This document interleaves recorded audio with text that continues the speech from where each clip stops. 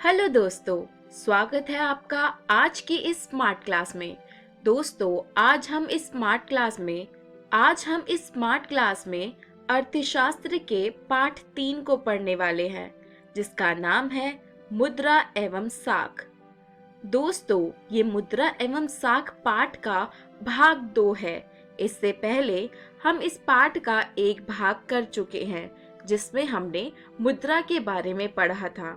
दोस्तों, जैसा कि हमारा पाठ का नाम मुद्रा एवं साख है, तो आज हम साख के बारे में पढ़ने वाले हैं। चलिए दोस्तों, देखते हैं आज इस वीडियो लेक्चर में हम क्या क्या पढ़ेंगे। दोस्तों, इस वीडियो लेक्चर में हम सबसे पहले ऋण की सकारात्मक भूमिका के बारे में जानेंगे। उसके बाद हम जानेंगे कि ऋण की नकारात्मक भूमिका क्या क्या होती है।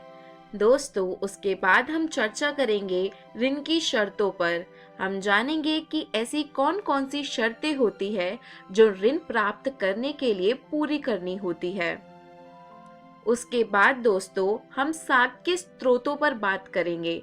हम जानेंगे साख के कौन कौन से स्रोत होते हैं जिससे कोई भी व्यक्ति साख प्राप्त कर सकता है। दोस्तों, इस वीडियो के अंत में हम स्वयं सहायता समूह के बारे में पढ़ेंगे। तो चलिए दोस्तों, बिना देरी करते हुए शुरुआत करते हैं आज के इस वीडियो लेक्चर की। दोस्तों, सबसे पहले बात करते हैं ऋण के बारे में। दोस्तों, ऋण, साख, कर्ज, उधार ये सभी एक ही चीज है। दोस्तों, हमारी रोजमर्रा की गतिविधियों में ऐसे बहुत से लेन देन होते हैं जहां हमें किसी न किसी रूप में ऋण का प्रयोग करना पड़ता है।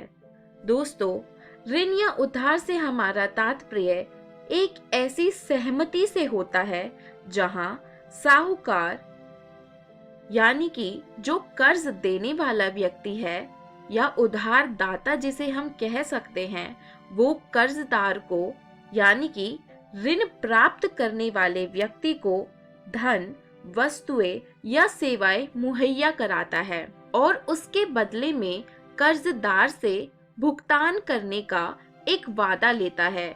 ये वादा एक भविष्य में किया हुआ वादा होता है।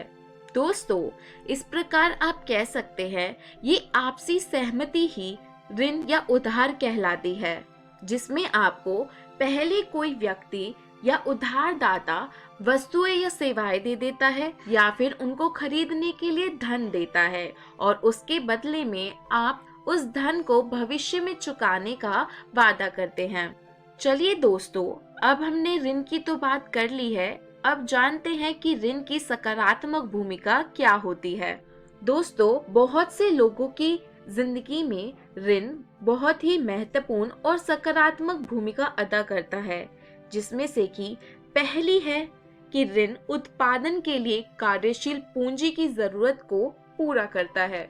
दोस्तों, कोई भी व्यक्ति अपने उत्पादन को बढ़ाने के लिए ऋण की सहायता ले सकता है। दोस्तों, ऋण किसी भी व्यक्ति को उत्पादन के कार्यशील खर्चों जैसे कि आगतों की खरीदारी या फिर तकनीक की खरीदारी तथा उत्पादन को समय पर पूरा करने में मदद करता है। ऋण की दूसरी सकारात्मक भूमिका ये है कि ऋण लोगों को घर बनाने, अपना आशिया बनाने में सहायक होता है। दोस्तों, बहुत से लोग ऐसे होते हैं जो अपनी पूंजी से अपना घर का निर्माण नहीं कर सकते हैं, इसीलिए वो अपनी मूलभूत आवश्यकताओं में से एक जो मकान है उसको बनाने के लिए ऋण की सहायता ले सकता है। दोस्तों, ऋण की तीसरी सकारात्मक भूमिका ये है कि ऋण उद्योगों के विकास में बहुत ही सहायक होता है। दोस्तों, जैसा हमने जाना कि उत्पादन को बढ़ाने के लिए कार्यशील खर्चों की पूर्ति करता है और अगर किसी व्यक्ति का उत्पादन बढ़ता है तो उस व्यक्ति के उद्योग का विकास भी हो जाता है। इसीलिए ऋण उद्योग के विकास में सहायक होता है। दोस्तों, ऋणों का इस्तेमाल आगतों की खरीदारी के लिए भी किया जाता है और साथ ही साथ इसका इस्तेमाल फसलों की उपज में भी बहुत अधिक सहायक होता है, जो कि इसकी एक सकारात्मक भूमिका है। दोस्तों, ये लोगों को आय बढ़ाने में भी सहयोग करता है। दोस्तों, ये सभी है ऋण की सकारात्मक भूमिका। चलिए अब जानते हैं ऋण की नकारात्मक भूमिका के बारे में। दोस्तों, ऋण की नकारात्मक भूमिका में से पहली भूमिका है कि ऋण लेते समय लोगों को बहुत ऊंची ब्याज दर चुकानी पड़ती है। दोस्तों, कई बार ये देखा जाता है कि जो लोग ऋण लेते हैं वो ऋण के बाद उस मूल राशि को नहीं चुका पाते हैं और मूल राशि के साथ साथ उनको ब्याज देना बहुत ही भारी पड़ता है। दोस्तों, ऐसे मामलों में जहां पर लोग अपने कर्ज की अदायगी नहीं कर पाते हैं, उन्हें उस कर्ज को उतारने के लिए अपनी कीमती वस्तुएं जैसे जमीन, गहने आदि बेचने पड़ते हैं। दोस्तों, ऐसे में ऋण कमाई बढ़ाने की बजाय लोगों को एक ऐसी स्थिति में डाल देता है जहां से उन्हें निकलना बहुत ही मुश्किल हो जाता है और उनकी स्थिति और बदतर हो जाती है। दोस्तों, ऐसी स्थिति को आम भाषा में कर्ज जाल कहा जाता है। दोस्तों, कर्ज जाल एक ऐसी स्थिति होती है जहां पर लोग कर्ज लेने के बाद बद से बदतर स्थिति में पहुंच जाते हैं और उनकी आर्थिक स्थिति और खराब होती जाती है, जहां से बाहर निकलना उनके लिए बहुत ही कष्टदायक हो जाता है। दोस्तों, ऋण की दूसरी नकारात्मक भूमिका ये है कि लोगों को ऋण उतारने के लिए वस्तुओं को गिरवी रखने की जरूरत पड़ती है। दोस्तों, बहुत सी स्थितियों में ये देखा जाता है कि लोगों को ऋण लेने के लिए अपनी बहुत कीमती वस्तुएं गिरवी रखनी पड़ती है और उसके बदले में ऋणदाता उन्हें ऋण देता है। दोस्तों, ऋण की तीसरी नकारात्मक भूमिका ये है कि गरीबों के लिए ऋण की उपलब्धता बहुत ही कम है।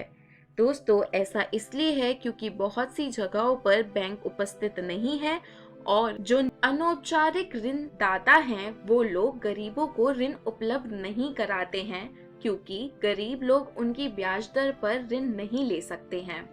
दोस्तों, ये तो थी ऋण की नकारात्मक और सकारात्मक भूमिकाएं। दोस्तों, ऋण किसी भी व्यक्ति के लिए उपयोगी होगा या नहीं, ये बात उनकी परिस्थिति के खतरों और हानि होने पर प्राप्त सहयोग की संभावना पर ही निर्भर करती है। दोस्तों, अब जानते हैं ऋण की शर्तों के बारे में। दोस्तों, हर ऋण समझौते में ब्याज दर निश्चित कर दी जाती है जिसे कर्जदार महाजन को मूल रकम के साथ अदा करता है। ये ही ऋण की पहली शर्त है। दोस्तों, ऋण की दूसरी शर्त होती है समर्थक ऋणाधार। दोस्तों, ऋणाधार को इंग्लिश में कोलेटरल कहा जाता है। दोस्तों, समर्थक ऋणाधार की मांग कर्जदाता गिरवी रखने के लिए करते हैं। दोस्तों, ऋण की तीसरी शर्त होती है आवश्यक कागजात। दोस्तों, ब्याज दर के बारे में हम पहले ही जान चुके हैं। चलिए अब बात करते हैं समर्थक ऋणाधार के बारे में। दोस्तों, समर्थक ऋणाधार ऐसी संपत्ति होती है जिसका मालिक कर्जदार होता है, जैसे कि भूमि, इमारत, गाड़ी, पशु, बैंक में पूंजी इत्यादि। दोस्तों, समर्थक ऋणाधार का इस्तेमाल कर्जदार उधारदाता को गारंटी देने के रूप में करता है। दोस्तों, जब तक कि ऋण का भुगतान नहीं हो जाता, ये वस्तुएं उधारदाता की हो जाती है जो गारंटी के रूप में इस्तेमाल की जाती है। यदि कर्जदार उधार वापस नहीं कर पाता है तो उधारदाता को भुगतान प्राप्ति के लिए यानी कि अपनी उधार दी गई राशि को प्राप्त करने के लिए इस संपत्ति या समर्थक ऋणाधार बेचने का पूरा अधिकार होता है। दोस्तों, समर्थक ऋणाधार के बहुत ही आम उदाहरण होते हैं बैंकों में जमा जमीन, गाड़ी, इमारतें, किसी का मकान या पशु इत्यादि। दोस्तों, इनके अलावा आपको बहुत से अपने आवश्यक कागजात ऋण लेते समय देने पड़ते हैं या गिरवी या गारंटी के रूप में रखने पड़ते हैं, जैसे कि अपना आइडेंटिटी कार्ड, अपना वोटर आईडी कार्ड, अपना आधार कार्ड या फिर कोई महत्वपूर्ण दस्तावेज। दोस्तों, इन सभी का इस्तेमाल गारंटी के तौर पर किया जाता है और आपकी पहचान को पुख्ता करने के लिए, यानी कि ये सुनिश्चित करने के लिए कि कहीं आप कोई फ्रॉड तो नहीं है, इसके लिए किया जाता है। दोस्तों, ये सभी लीगल डॉक्यूमेंट मुख्य तौर पर बैंकों से या फिर किसी सहकारी समिति से ऋण लेने के समय इस्तेमाल में लिए जाते हैं। चलिए दोस्तों, अब जानते हैं साख के स्रोतों के बारे में। दोस्तों, साख के मुख्य तौर पर 2 स्रोत होते हैं, जिसमें से पहला स्रोत होता है औपचारिक स्रोत। दोस्तों, ऋण के औपचारिक स्रोतों में शामिल होते हैं बैंक और सहकारी समितियां। दोस्तों, इसके बाद आते हैं साख के अनौपचारिक स्रोत। साख के अनौपचारिक स्रोतों में साहूकार, महाजन, मालिक, रिश्तेदार, आपके परिजन इत्यादि शामिल होते हैं। दोस्तों, बैंक से या सहकारी समितियों से कर्ज या साख लेते समय आपको बहुत से कागजात मुहैया कराने होते हैं और साथ ही साथ गारंटी के तौर पर कुछ समर्थक ऋणाधार भी रखना होता है। दोस्तों, भारत का भारतीय रिजर्व बैंक ऋणों के औपचारिक स्रोतों की कार्य प्रणाली पर नजर रखता है। दोस्तों, समय समय पर बैंकों को आरबीआई को ये जानकारी देनी होती है कि वे कितना और किसको ऋण दे रहे हैं और उसकी ब्याज दरें क्या क्या है। चलिए दोस्तों, अब जानते हैं साख के अनौपचारिक स्रोतों के बारे में। दोस्तों, ये बात तो हमने जान ली कि साख के अनौपचारिक स्रोतों में मालिक, रिश्तेदार, दोस्त, व्यापारी, साहूकार इत्यादि आते हैं। अनौपचारिक स्रोतों से ऋण लेते समय बहुत से मामलों में ये देखा जाता है कि लोगों को समर्थक ऋणाधार की आवश्यकता नहीं होती है। दोस्तों, ऐसा इसलिए होता है क्योंकि जो अनौपचारिक स्रोत होते हैं या तो वो आपके रिश्तेदार होते हैं या वो आपके जानने वाले होते हैं। इसीलिए निजी संबंधों और आपसी विश्वास के आधार पर ये ऋण दिए जाते हैं और इसी के कारण ये लोग समर्थक ऋणाधार नहीं लेते हैं। दोस्तों, इसके अलावा अनौपचारिक स्रोतों में ये देखा जाता है कि ये लोग बहुत ही उच्च ब्याज दर कर्जदार पर लगाते हैं। दोस्तों, ऐसा इसलिए होता है क्योंकि अनौपचारिक क्षेत्र में ऋणदाताओं की गतिविधियों की देखरेख करने वाली कोई भी संस्था नहीं होती है। वो किसी भी अपनी मनचाही ऋण की दर पर कर्ज दे सकते हैं। दोस्तों, इसी के साथ साथ वो बहुत से नाजायज तरीकों से अपने पैसे वापस लेते हैं और इन नाजायज तरीकों को रोकने वाला भी कोई नहीं होता है।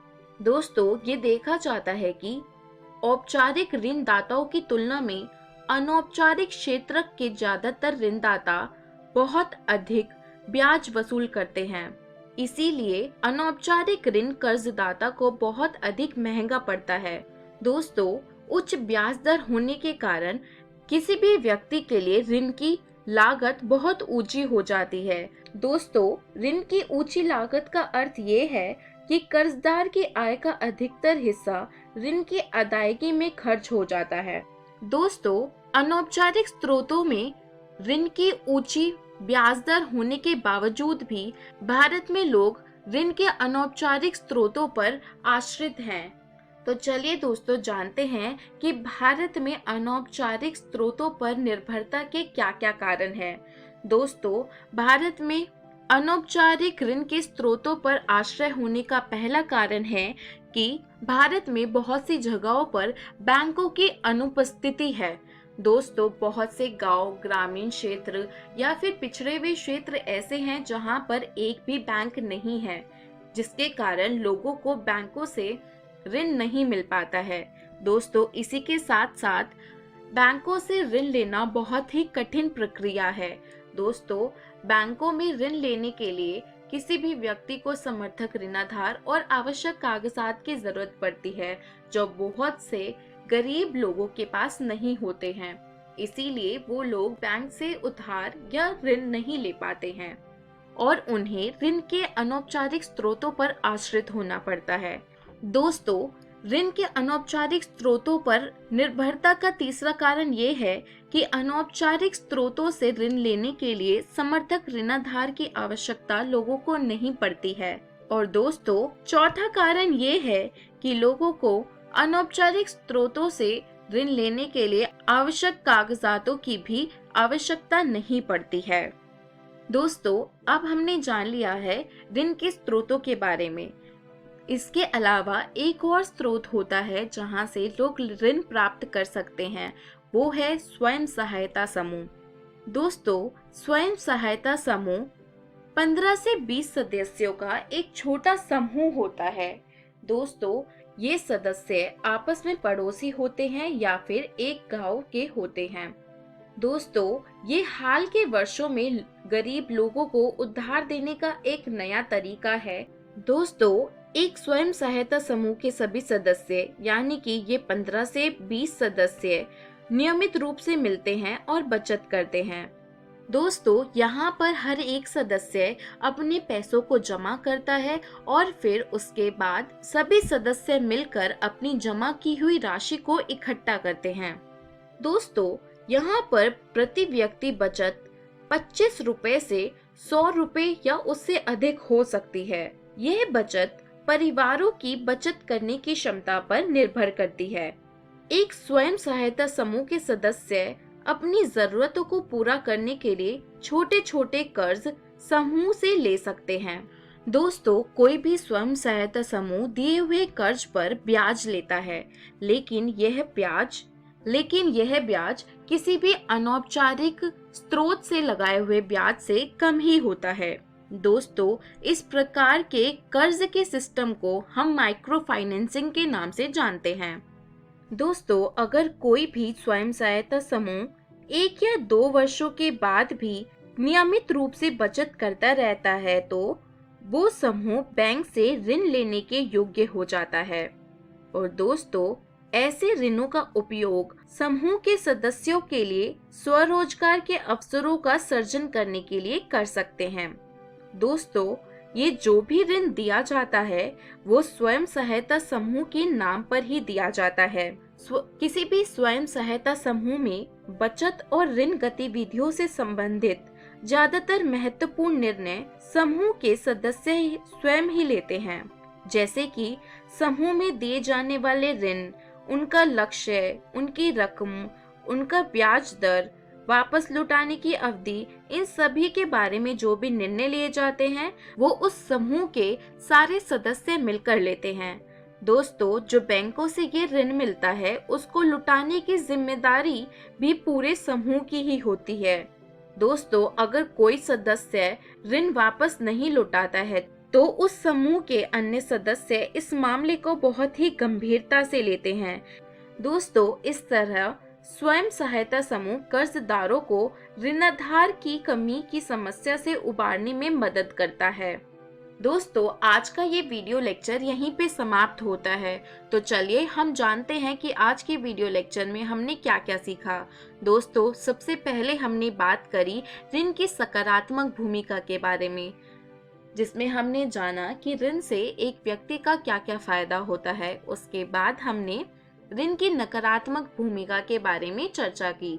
हमने जाना कि ऋण कैसे किसी भी व्यक्ति की जिंदगी में एक नकारात्मक भूमिका निभा सकता है और किसी व्यक्ति को कर्ज जाल में डाल सकता है। दोस्तों, उसके बाद हमने ऋण की शर्तों के बारे में पढ़ा।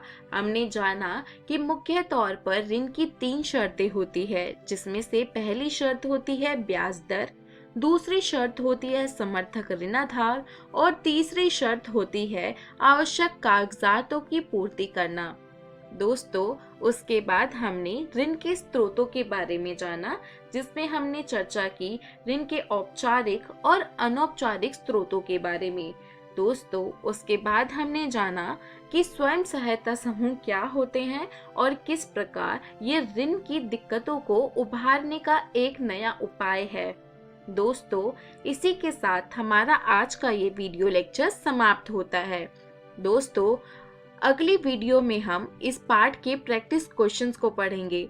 दोस्तों, मैं आशा करती हूँ आपको ये वीडियो लेक्चर बहुत अच्छे से समझ आया होगा। इस वीडियो लेक्चर को और अच्छे से पढ़ने और समझने के लिए अपनी एनसीईआरटी की बुक से इस पार्ट को जरूर पढ़ें और बहुत से प्रश्नों का अभ्यास करें, ताकि आप अगले वीडियो लेक्चर में सभी प्रश्नों का उत्तर दे सकें।